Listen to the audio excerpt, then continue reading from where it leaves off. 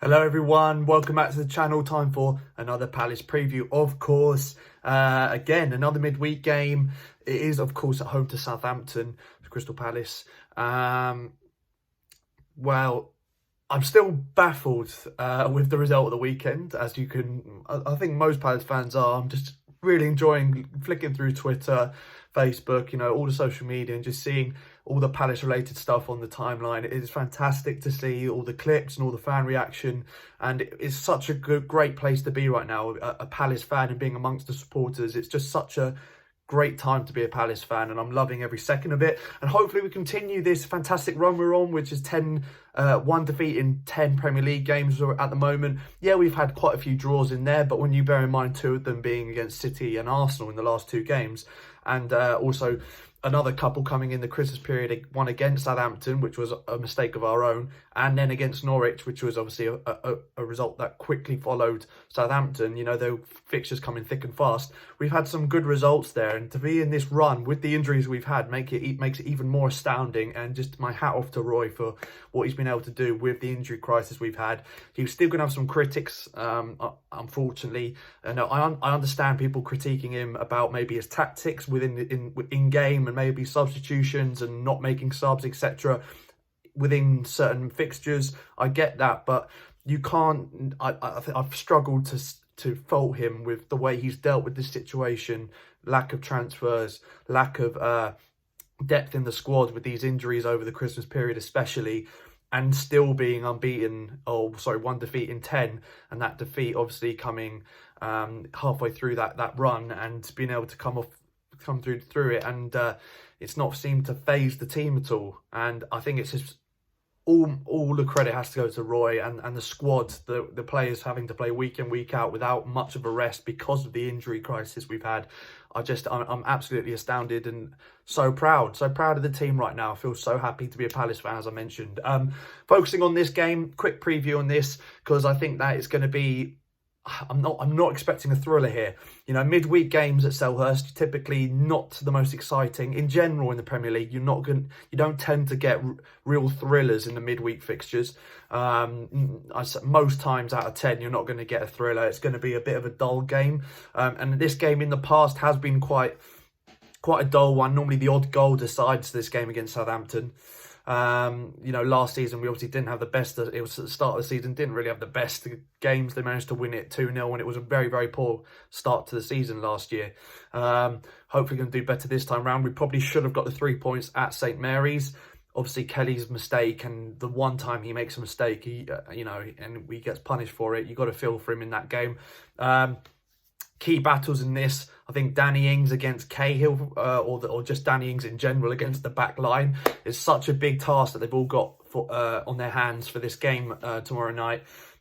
What incredible form Danny Ings has been on, and not just him, of course, but Southampton as a team. From where they were to in that Leicester defeat, 9-0 record-breaking defeat, to pick themselves up and pull themselves clear of the relegation zone, and to keep keep going up. If they win tomorrow night, they go above Palace. It just shows how well they've done this since that really awful start to the season and that awful result. They picked themselves up, dusted themselves off, and they've just kept going at it, and fair play to them. It's so hard to, when you're in that sort of bad form, to change your fortunes. It's very, very hard. Normally a change of manager is the only way a team like Southampton, or a team in and around the relegation zone, change their fortunes. And the fact that they managed to get the willpower to believe in Hasenhüttl and keep going, hats off again to Southampton there. And Danny Ings has been a massive part of it. His goals, he's up there in the top 5 goal scorers in the league with his goals.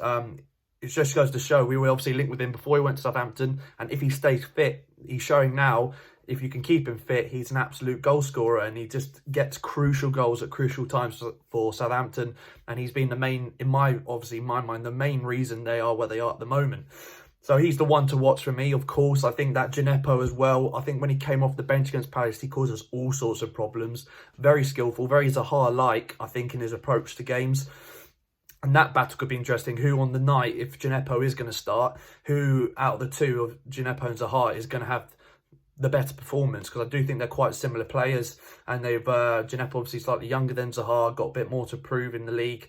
Zaha just goes, we know what Zaha can do, so that'll be interesting. But I think the one that all fans are looking out for, maybe even Southampton fans, but I think definitely Palace fans, will be Zaha and McCarthy, or in particular McCarthy, because we know he's got a hot streak in McCarthy, and a lot of Palace fans, including myself, really love that. Him against Ward-Prowse. I think Ward-Prowse is going to have a very interesting reception tomorrow night. I can expect a few boos when his name's read out or whenever he's on the ball, because of what happened last season he played his part in getting Wilf sent off. It was a tactic, and absolutely, I can't critique Southampton for winding Zaha up, because that is a tactic that teams, teams can spot that Zaha gets wound up very easily and can lose his head when he gets wound up, in particular, especially when decisions don't go his way as well, when referees don't give fouls, etc., and he feels like he's been hard done by. A lot of the time that is the case. Sometimes you feel like, come on, Wilf, just get on with the game. This is going to be the tactic of the opposition. The refs aren't going to be as lenient with some of these challenges on you. Aren't going to be putting the cards out as much as you probably want them to. Just got to get on with it. And sometimes he can lose his head because of that. I think that is something that will just forever be in his game. I think he's not as bad as he was when he was younger, but it's still there. It's still there, And Southampton last season definitely managed to wind him up to a T. We managed to get the draw out of that. But obviously Zaha got sent off in the end. And it'll be interesting because also Andre Mariner, who sent him off in that game, is reffing this game as well. So the reception he will have, I don't know how much of an influence he'll have in this game. I don't rate the refs in the league very highly at all of them. I think that a lot of focus is on VAR being crap this season, when I think it's the rules, specific rules that need to be looked at, and more importantly, the refereeing, because at the end of the day, it's these professional referees who are behind the VAR cameras making the decisions, and I think a lot of them are not good enough. So it'll be interesting to see that. I think those are a lot of key battles, but James Ward-Prowse, he's probably going to try and do the same thing to Zaha if he has the chance, and I feel like players like McCarthy are going to be right up on him. I really hope he is anyway. As I mentioned, this isn't going to be a thrilling game in my opinion. I really hope I'm wrong. I hope there's goals in it. I do think there will be potential for goals at both ends of the pitch.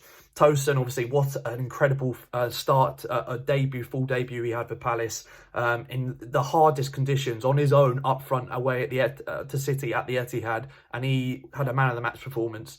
So I'm really hopeful we can continue that amazing performance. He's more than likely going to start in this one. I know it's only a couple of days later, but I'm sure he's going to start. Ayew on one side, Zaha on the other side in a front three. Then you've obviously, I think he'll go the same team, Rory. I can't see him changing anything, because that was for 85 or 83 minutes a faultless performance from Palace, and we're so close to getting that win, and incredible that we got the draw. I don't think he will change anything about the team. As I mentioned, I do think Tosin, this could be a big moment for him, getting a goal at Selhurst Park. Really would be amazing, following on from that amazing performance at the Etihad. And I do think that it could be the odd goal that wins this. It has been in previous fixtures. It's been very tight between the two teams in the league. I definitely think that, first goal is going to be crucial. We are slow starters in the first half. We know that, despite getting a goal last game against City. I could really see it being Southampton starting the game better. That tends to be the theme at Selhurst Park this season. And I can definitely see us picking it up in the second half and putting them, I think second half, we are definitely a second half team at the end of the day. There's no debating that. The goals prove it. I think it's 24, 25 goals we scored this season, and about 20 or 19 or 20, I'll have to double check that stat, but about 19 goals have been scored in the second half of games. So it just goes to show that we're such a second half team. But that's a good thing in a way, that we have the energy and the fitness levels to be able to play out a game to the very end and to the death, whether we're winning or not.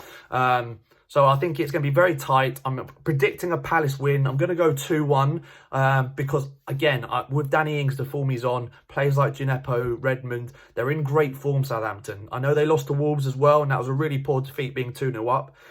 So hopefully there's a bit of a momentum swing there for Palace, coming off a fantastic result, and Southampton coming off a poor loss, being in the position they were in. But yeah, I think it's going to be tight, but I do think that we will concede because of the form that those Southampton players are in, especially the forward men.